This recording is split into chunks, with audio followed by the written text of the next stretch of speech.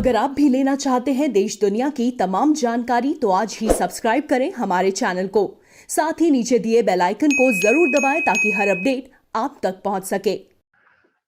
नमस्कार, मैं साक्षी news network और आप सभी का स्वागत है। हमारी सेना या सुरक्षा बल बड़ी से बड़ी कामयाबी हासिल कर लें, लेकिन राहुल गांधी और उनके जैसे कुछ और नेता सदैव सेना के शौर्य पर सवाल उठाते हैं।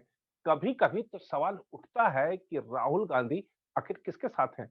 भाजपा का तो सीधा सीधा आरोप है कि चीन के साथ कांग्रेस का जो समझौता है उसी के चलते राहुल गांधी चीन का पक्ष लेते हैं। वैसे देखा जाए तो इसमें कोई दो राय नहीं कि डोकलाम के बाद अब पूर्वी लद्दाख में चीन को झुकना पड़ा है और लगभग साल भर तक चली तनातनी के बाद उसे यह अच्छी तरह समझ आ गया है कि भारत की ताकत को कम आंक कर उसने बड़ी गलती कर दी है। उल्लेखनीय है कि 9 माह तक चले गतिरोध के बाद भारत और चीन की सेनाओं के बीच पैंगोंग नदी के उत्तरी और दक्षिणी तटों से सैनिकों को हटाने की सहमति बनी है। इसके तहत दोनों पक्ष अग्रिम तैनातियों से सैनिकों को चरणबद्ध, समन्वित और पुष्टि योग्य तरीके से हटा रहे हैं। 9 माह तक भारत सैन्य, कूटनीतिक और राजनीतिक तरीकों से चीन पर दबाव बनाता रहा, लेकिन राहुल गांधी ट्विटर के जरिए सरकार पर हमला बोलने में ही लगे रहे। कभी कभी तो प्रधानमंत्री नरेंद्र मोदी को घेरने की आतुरता में वह देश को ही घेर बैठे। अब जब चीन के साथ समझौता हुआ है तो फट से बिना कुछ जाने समझे उन्होंने कह दिया कि मोदी सरकार ने भारत माता का एक टुकड़ा चीन को दे दिया है। राहुल गांधी के इस आरोप के बाद रक्षा मंत्रालय ने कहा है कि भारत ने पूर्वी लद्दाख के पैंगोंग त्सो में सैनिकों को हटाने का समझौता करते समय चीन को कोई भूभाग नहीं दिया है। देपसोंग, हॉट स्प्रिंग और गोगरा सहित लंबित समस्याओं पर दोनों देशों के सैन्य कमांडरों की अगली बैठक में विचार किया जाएगा। मंत्रालय ने इस दावे को पूरी तरह से झूठ करार दिया कि पैंगोंग त्सो क्षेत्र में भारत का भूभाग फिंगर 4 तक है। मंत्रालय ने कहा कि क्षेत्र में दोनों पक्षों की चौकियां सुव्यवस्थित और काफी लंबे समय से हैं। बहरहाल राहुल गांधी ने शक की जो सुइयां मोदी सरकार की ओर घुमाने का प्रयास किया है, उस पर राजनीतिज्ञों की बजाय सेना से जुड़े रहे लोगों से बात करते हैं और हकीकत क्या है यह आपको बताते हैं। तो आइए स्वागत करते हैं लेफ्टिनेंट जनरल सेवानिवृत्त संजय कुलकर्णी का। सर, आपका बहुत बहुत स्वागत है। रक्षा मंत्री राजनाथ सिंह ने संसद को बताया था कि चीन के साथ पैंगोंग झील के उत्तरी और दक्षिणी किनारों पर सेनाओं के पीछे हटने का समझौता हो गया है और भारत ने इस बातचीत में कुछ भी खोया नहीं है। जबकि एक पार्टी के नेता ने कहा है कि मोदी सरकार ने भारत माता का एक टुकड़ा चीन को दे दिया है। इसे कैसे देखते हैं आप? हालांकि राजनीतिक सवाल है, लेकिन आप चूंकि उस क्षेत्र में रहे हैं और आपका लंबा अनुभव है, इसलिए आपसे ये प्रश्न पूछा है। रक्षा मंत्री ने जो पार्लियामेंट के अंदर जो बयान दिया है जी, वो बिल्कुल ठीक है। ना हमने कुछ भी नहीं खोया है, हमने कुछ भी नहीं चीन को दिया है। और फेज 1 जो पेंगांगसो लेक, नॉर्थ और साउथ पेंगांगसो लेक के बारे में जो अभी फेज 1 में जो एग्रीमेंट हुआ है डिसएंगेजमेंट का, उसके मद्देनजर कुछ भी नहीं खोया है। और अगर हम लोग नॉर्मल मीडिया में सुनने को आ रहा है कि शायद हमने भारत माता की फिंगर 3 और फिंगर 4 के बीच में की जो जमीन है वो हमने चीन को दे दी है और हम लोगों ने चीन को सरेंडर कर दिया है, चीन को हमने घुटने टेक दिए हैं, ये सरासर गलत, सरासर गलत। मैं इसलिए कह रहा हूं क्योंकि शायद मुझे लगता है किसी को इतिहास के बारे में ज्ञान नहीं होगा, किसी को क्या हो रहा है उसके बारे में शायद मालूम नहीं होगा। इसलिए ये वो लोग इस तरह के बयानबाजी करेंगे जिनको शायद जमीन के ऊपर क्या है और क्या था और क्या पाया क्या खोया उसके बारे में कुछ नहीं मालूम है। मैं थोड़ा सा अगर आप कहे तो मैं थोड़ा वक्त लूंगा और समझा दूंगा मैं क्या कर रहा हूँ। बिल्कुल। जैसे रक्षा मंत्री कह रहे थे, पेंगांगसो जो झील है जो तकरीबन 135 किलोमीटर लंबी और 5 किलोमीटर चौड़ी, जिसका 2/3 भाग चीन के अंदर और बाकी 1/3 भाग हिंदुस्तान के अंदर। इस झील के अंदर हम जिस फिंगर्स की बात करते हैं, फिंगर 1, फिंगर 2, 3, 4, 5, 6, 7, 8, 8 फिंगर्स के बारे में तकरीबन सब कोई बात करते हैं। ये फिंगर्स यानी कि रिज लाइंस हैं, ये जो पहाड़ के नीचे रिज लाइंस आती हैं वो उनको फिंगर्स हम कहते हैं। फिंगर 1 2 3 4 ये हिंदुस्तान की तरफ से शुरू होता है और फिंगर 8 जो है वो चीन की तरफ जाता है। जहां तक कि पूरा लद्दाख अक्साई चीन है, जो भी पूरा भाग है वो हिंदुस्तान का है, इसमें किसी को कोई शक नहीं होना चाहिए। जो भौगोलिक तौर पर हम नक्शों में देखते हैं हिंदुस्तान कैसा है, जो हिंदुस्तान का नक्शा है वो हिंदुस्तान है। लेकिन 1950 से लेकर के 1962 तक, और जब तक, क्योंकि 1939 से पहले चीन हमारा पड़ोसी नहीं था, तिब्बत हमारा पड़ोसी था, और तिब्बत के ऊपर चीन ने कब्जा किया 1949 में माओ से तुंग के नीचे, जब पीपल्स रिपब्लिक ऑफ चाइना बना, यानी सिंकियांग प्रोविंस हुआ, तिब्बत प्रोविंस हुआ, यूनान हुआ, मंगोलिया का कुछ भाग, ये सब धीरे धीरे करके चीन का जो बेसिक जो मेनलैंड चाइना है उसके इर्द गिर्द जो है ये प्रदेश जो है चीन ने 1949 के बाद अपने एक्सपेंशनिस्ट पॉलिसी में विस्तारवाद को मद्देनजर रखते हुए सबको लिया है। अब उसमें तिब्बत भी आया है।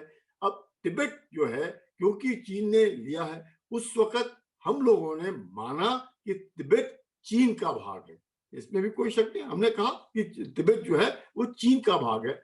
हम आज तक भी बोलते हैं वन चाइना पॉलिसी में भी हम लोग विश्वास रखते हैं और हम चीन के साथ खड़े हैं। लेकिन जब 1950 से लेकर 1962 तक हम लोगों के पूरे इलाके में 43,000 स्क्वायर किलोमीटर, 43,000 स्क्वायर किलोमीटर के ऊपर चीन का कब्जा है। और वो जो कब्जा है वो धीरे धीरे करके जैसे आप देख रहे हैं वो है। इसके अलावा चीन 90,000 स्क्वायर किलोमीटर जो अरुणाचल प्रदेश है उसके ऊपर भी अपनी निगाहें लगा करके बैठा है। बिल्कुल, इसको समझना बहुत जरूरी है, और जब हम इस बात को समझ जाएंगे फिर हम देखेंगे। अब मैं सिर्फ पेंगांगसो के बारे में बताऊंगा, क्योंकि जैसे रक्षा मंत्री ने कहा कि फेज 1 पहले पेंगांगसो के बारे में डिसएंगेजमेंट होगा। उस डिसएंगेजमेंट को पूरा करने के 48 घंटे के अंदर दोनों मिलिट्री कमांडर्स बैठेंगे और बाकी फ्रिक्शन पॉइंट जो है, चाहे हॉट स्प्रिंग है, गोगरा है, देप्सांग है, उनके बारे में बातचीत होगी। लेकिन पहले जो है यथास्थिति अप्रैल 2020 में जो थी उसके पहले कायम करने की कोशिश करेंगे, क्योंकि सबके दिमाग में पेंगांगसो के बारे में है कि चीन अंदर घुस आया, और कईयों का ये कहना है अगर अंदर आया ही नहीं, हम कह रहे, तो बाहर कैसे चला गया। बिल्कुल बिल्कुल, लोगों के दिल में है कि अगर चीन आया ही नहीं तो गया कहाँ, क्यों बोल रहे चीन वापस गया, क्यों बोल रहे, ऐसे नहीं है। जब दोनों देशों के बीच में एक LAC, जहां तक कि मैप का सवाल है, वो तो जो ब्रिटिश इंडिया ने हमको पूरी जो हिंदुस्तान हमको सौंपा 15 अगस्त 1947 को, उससे पहले पाकिस्तान बन गया था। और जो बाकी इलाका ब्रिटिश ने जो हमको सौंपा उसमें पूरा का पूरा अपना है। अब सवाल ये आता है कि अगर चीन आया नहीं तो गया कैसे। अब LAC, अब आता है लाइन ऑफ एक्चुअल कंट्रोल। जो लाइन ऑफ एक्चुअल कंट्रोल है, हिंदुस्तान का बार बार ये कहना है कि LAC जो है आज की तारीख पे दोनों देशों के बीच में जब तक कि फाइनल समझौता नहीं होता है, क्योंकि दोनों देशों के बीच में आज तक कोई नक्शा तक एक्सचेंज नहीं हुआ है। तो ये सब परसेप्शन है कि मेरा ये जगह मेरी है, वो कहता है ना ये मेरी जगह है, ऐसे करके जो अनबन है, अभी भी अनबन है, इसमें भी कोई शक नहीं है। दोनों देशों के बीच में आज तक कोई समझौता नहीं हुआ, ये भी कोई शक नहीं। जो भी समझौते हुए हैं दोनों देश के बीच में वो ये हुए हैं कि दोनों देश की फौजें जो हैं एक दूसरे से भिड़ेंगे नहीं, लड़ेंगे नहीं, और लेकिन वो जो स्थिति थी वो बदल गई जब गलवान में हमारे 20 योद्धा मारे गए, और उनके रशिया के अनुसार जो परसों रशिया ने स्टेटमेंट निकाला था में, उनके 45 मारे गए। तो ये रशिया का कहना, हमें नहीं मालूम, मैं तो रशिया का जो एजेंसी है उनका कह रहा हूं। अमेरिका की एजेंसी कई 30 बोल रहे, कोई 100 भी बोल रहे। तो ये देख करके कि रशिया एक दोस्त दोनों का है, हमारा भी दोस्त है, चीन का भी दोस्त है। उन्होंने परसों ही बात की है कि चीन के 45 सैनिक गलवान घाटी के जो संघर्ष ये हुआ था। हुआ, मुठभेड़ हुई, लड़ाई तो क्या कहूंगा, मुठभेड़ हुई, जो एक 1900 शताब्दी में या 18वीं शताब्दी में होती थी, भाले लेकर के और एक दूसरे के ऊपर पत्थर मारना, उस तरह के, उस पर हमारे 20 और उनके 45। अब इसको मद्देनजर रखते हुए हम लोगों का ये कहना था कि LAC जो है वो फिंगर 8 से होते हुए गुजरती है, फिंगर 8 से होते हुए गुजरती है। भारत का मानना है, हमारे परसेप्शन में फिंगर 8। जी। जो चीन का कहना है कि जो LAC है वो फिंगर 4 से होते हुए गुजरती है, यानी कि फिंगर 4 और फिंगर 8, दो ये नाम सुनने को आ रहे हैं बार बार सबके दिलों में, फिंगर 4 और फिंगर 8। जी। जब हम इस तरह की बात करते हैं तो हम देखते हैं कि क्यों ये दो फिंगर्स के बारे में बात हो रही है, फिंगर 4 फिंगर 8, फिंगर 4 फिंगर 8। हम कह रहे हैं फिंगर 8, वो कह रहे हैं फिंगर 4। जी। अब जो समझौता हुआ है, ये कहा गया है कि चीन जो है वो फिंगर 8 के पूर्व में जाएगा, तब फिंगर 8 के ईस्ट पूर्व में जाएगा, यानी सिरिजाप 2, सिरिजाप 1 हो या कोणार्क फोर्ट हो, कहीं पर भी उसके ईस्ट में जाएगा, पूर्व में जाएगा। जी। और हिंदुस्तान जो है वो फिंगर 4 जो है के जो साउथ में है, दक्षिण में है, जो अपना पोस्ट है, धन सिंह थापा पोस्ट, उधर आएगा। जी। हर हमेशा हम लोग जो हैं धन सिंह थापा पोस्ट में ही हमारा कैंप है, था, है और अभी तक तो वही है, इसमें कोई शक नहीं। हम लोग कैंप धन सिंह थापा पोस्ट, धन सिंह थापा किसके नाम पर है? ये वो व्यक्ति हैं जिनको 1962 में परमवीर चक्र से सम्मानित किया गया, और वो सम्मान उनको कोणार्क फोर्ट, जो फिंगर 8 के पूर्व में जो पार्ट है, कोणार्क फोर्ट, सिरिजाप 1, सिरिजाप 2 जो इलाका है, उस लड़ाई में धन सिंह थापा जो मेजर हुआ करते थे उस वक्त, उनको परमवीर चक्र से सम्मानित किया गया। और कुछ थोड़े साल पहले ही वो गुजर गए, तो उनके नाम पर ही धन सिंह थापा पोस्ट है। जो धन सिंह थापा पोस्ट है, वहां पर हम लोग रहते हैं। जब भी हम पेट्रोलिंग करते हैं, हम अपने पोस्ट से निकलते हैं, फिंगर 3 से, और फिंगर 4, 5, 6, 7, 8 तक पेट्रोलिंग करते थे और वापस अपनी जगह पे आते थे। चीन ने कारगिल के युद्ध के दौरान एक रास्ता बनाया, और वो रास्ता उन्होंने फिंगर 8 से लेकर के फिंगर 4 तक, तकरीबन फिंगर 4 के अलाइनमेंट तक एक रास्ता है जो उनकी गाड़ियां आ सकती है। यानी कि फिंगर 4 के बाद फिंगर 3 तक किसी की भी गाड़ी नहीं आ सकती, बहुत सख्त चढ़ाई है, तो वहां पे गाड़ी नहीं। पर जो फिंगर 3 का जो अलाइनमेंट है, फिंगर 3 और 2 के अलाइनमेंट है, वहां पे पोस्ट है, नीचे पोस्ट है जहां पे हमारी गाड़ियां आती है। मतलब हमारी गाड़ी फिंगर 3 तक आती है, उनकी गाड़ियां फिंगर 4 तक आती है, और फिंगर 3 और फिंगर 4 जो है वो उसमें किसी की गाड़ियां नहीं आती। तो हम लोग धन सिंह थापा पोस्ट से निकल करके फिंगर 8 तक पेट्रोलिंग करते हैं, और वो फिंगर 8 से अपनी पोस्ट से आते थे, जो कोणार्क फोर्ट में उनका पोस्ट है, वहां से आते थे, फिंगर 4 तक आते थे, वापस जाते थे। ये सब कुछ अप्रैल मई 2020 तक होता रहा। यानी कि हम लोग फिंगर 8 तक जाते थे और वो फिंगर 4 तक आते थे। हम क्यों फिंगर 8 तक जाते थे? ये बताने के लिए कि हमारा जो परसेप्शन लाइन है वो फिंगर 8 है, और उनका वो क्यों आते थे, ये वो बताने के लिए कि हमारी जो LAC है वो फिंगर 4 तक जाती है। इन दोनों पेट्रोलिंग्स के बीच में जब भी, अब उनको क्या मालूम मैं कब आने वाला हूँ पेट्रोलिंग में, हमें भी नहीं मालूम वो कब आने वाले पेट्रोल।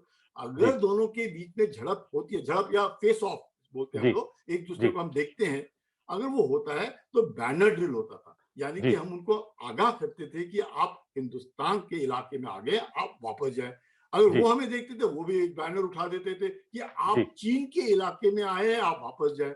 तो अनबन ना हो, गोली ना चले, एक दूसरे के बीच में मुक्कमबाजी ना हो, मुक्काबाजी ना हो, जो कुछ ना, हम लोग वापस, वो अपनी जगह पे वापस। तो ये जो सिस्टम है, ये हर हमेशा सालों साल चलता आया है।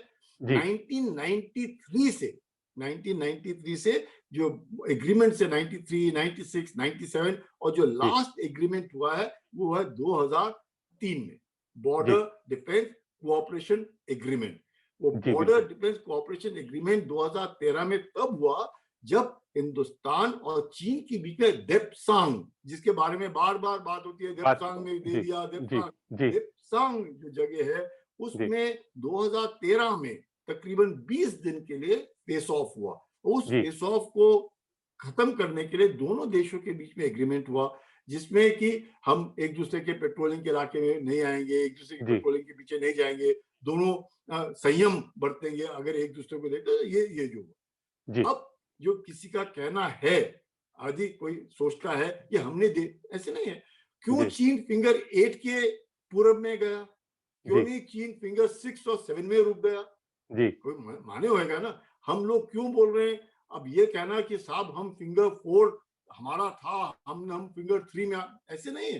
फिंगर 4 आज भी हमारा है, जी इसमें कोई शक नहीं है। हम आज भी फिंगर 3 से फिंगर 4 जा सकते हैं, इसमें भी कोई जी शक नहीं है। जी लेकिन जो भी है, अभी जो एग्रीमेंट दोनों देशों के बीच में हुआ है, ये सब अपने अपने जो कैंप हैं उनमें जाएंगे। वो जी कौन से कैंप है?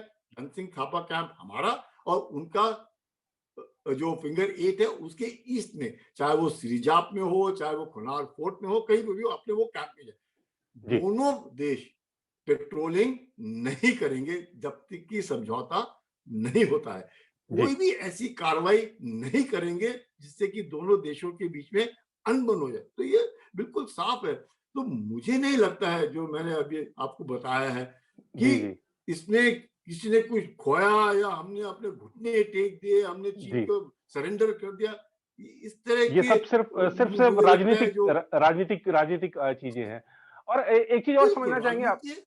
जी और इस तरह के जो शब्द हैं और इस तरह जी के जो हम लोग अब अपने इमोशंस प्रकट करते हैं, जी उससे जो दुश्मन देश है वो जी उसका फायदा उठाता है। बिल्कुल उसने बिल्कुल सही उसको कहा। लगता है कि उसकी कार्रवाई से हिंदुस्तानियों के सर में उन्होंने एक कीड़ा डाल दिया और उस बिल्कुल कीड़े बिल्कुल का अब असर होने लग गया है, और जी ये जी गलत बात है।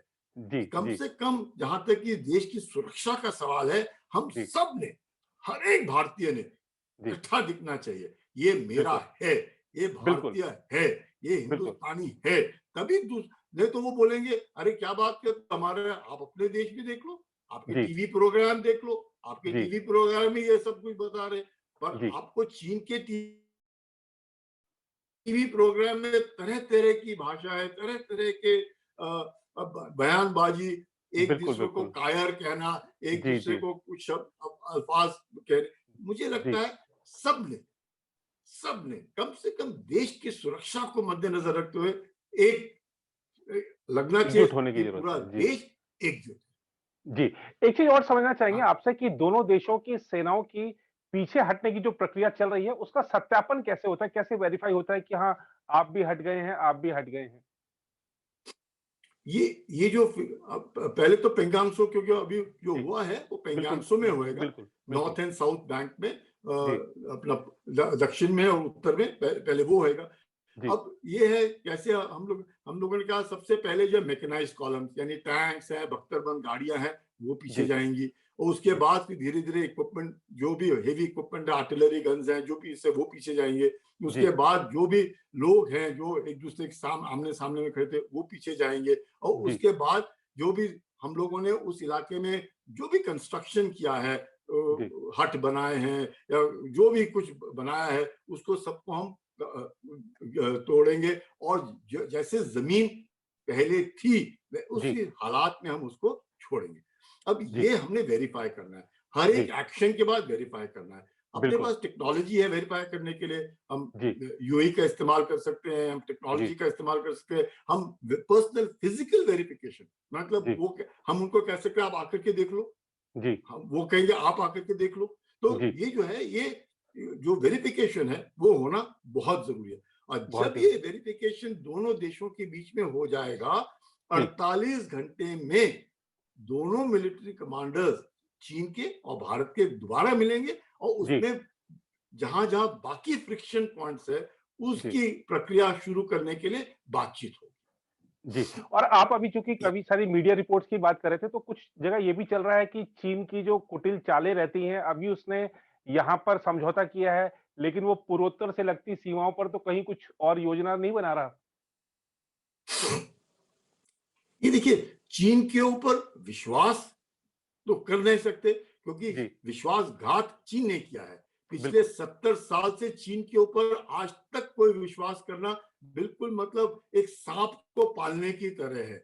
और जी, प्लस चीन के साथ जो भी एग्रीमेंट्स आज तक हुए हैं, सब हवा में चले गए। अगर जी, चीन के साथ समझौता होता और चीन उस समझौते के ऊपर अमल करता होता, चीन की करनी और कथनी में अंतर ना होता, तो जी, गलवान जैसे हादसे क्यों होते? हम क्यों जी, हमारे 20 योद्धा गवा देते? चाहे उनके बिल्कुल। 45 मर गए या उनके 100 मर गए या 150 मर गए, मुझे कोई लेना देना नहीं, पर जी, हमारे 20 योद्धा मारे गए, क्यों मारे जी, गए? अगर जी, हमारी कथनी और करनी में अंतर नहीं है और हम जो भी एग्रीमेंट है उसके ऊपर अमल करते हैं, तो फिर मुझे लगता है चीन ने भी एक एक ऐसा देश जिसके ऊपर सब लोग और सारे देश निगाहें लगाए हैं, और चीन जी, खुद अपने आप को पूरे विश्व का एक लीडर मानता है और जी, सेंटर ऑफ यूनिवर्स कहता है, और उसको लगता है कि अब हम उस जगह पे पहुंच गए कि हम अमेरिका से टक्कर लेने की तैयारी कर रहे हैं।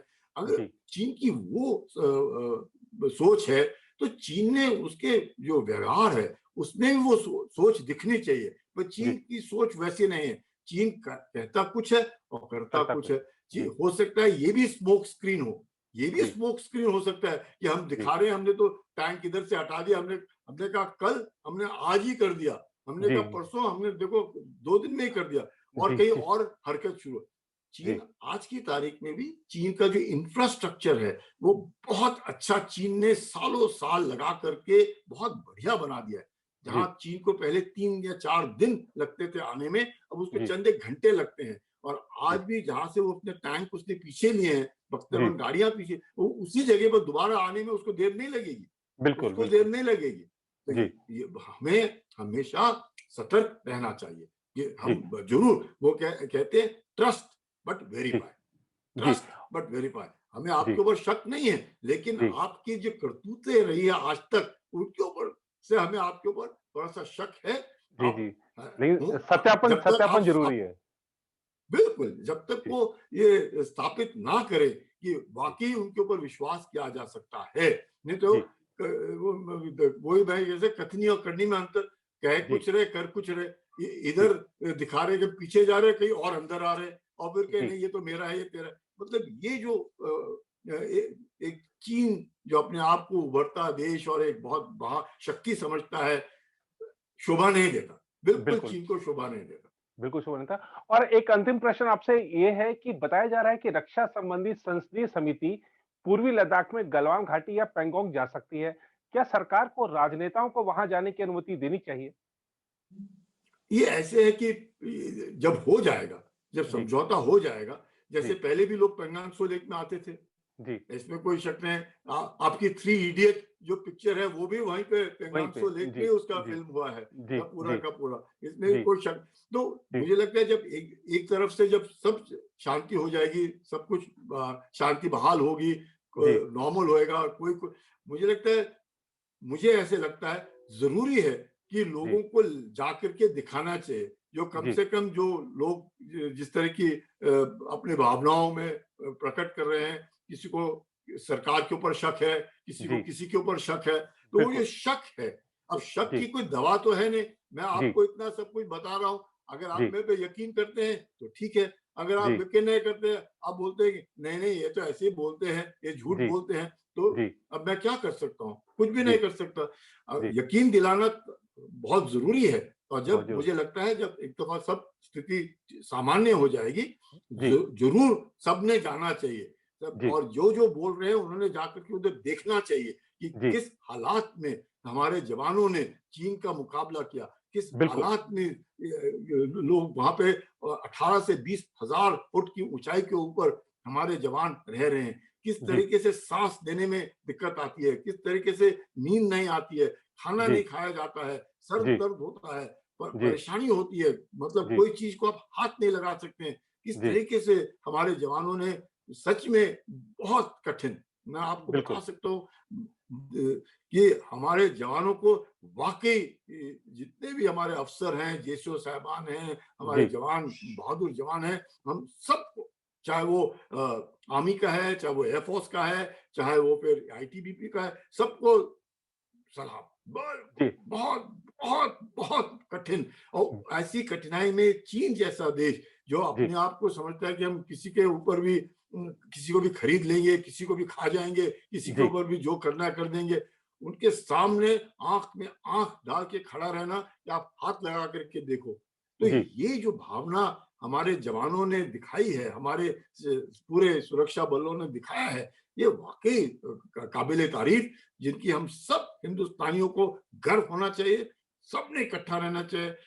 जो फौज है वो भारत की फौज है, जी, सरकार जो है वो भी भारत की सरकार है। तो जी, चाहे आप सरकार को कोसे या फौज को कुछ कहे, सब एक ही है, सब क्योंकि एक ही है। नहीं, कोई भी फौज अकेली नहीं काम कर सकती। बिल्कुल, किसी की भी बिल्कुल। सरकार हो, जी, किसी की भी जी, सरकार हो, जी, कल तक किसी और की थी, आज किसी और की है, जी, उसके बाद किसी और की होगी। तो जी, सरकार को मतलब इंडिविजुअल बात अलग है, जहां तक सरकार का ये है, फौज सरकार की है, सरकार देश के लिए है, फौज देश के लिए है। और जी, मुझे नहीं लगता, हम सब ने इकट्ठे रहना चाहिए, और दिखना भी चाहिए, करना भी चाहिए, और वो भी एक तरीके से डेटरेंस होता है।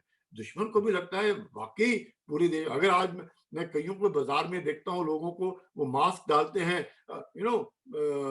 बिल्कुल कि क्या क्या उसको लगा करके मास्क लगाते हैं, जी, बैन चाइना, ये जी, करो, हम बिल्कुल। Ban goods of China.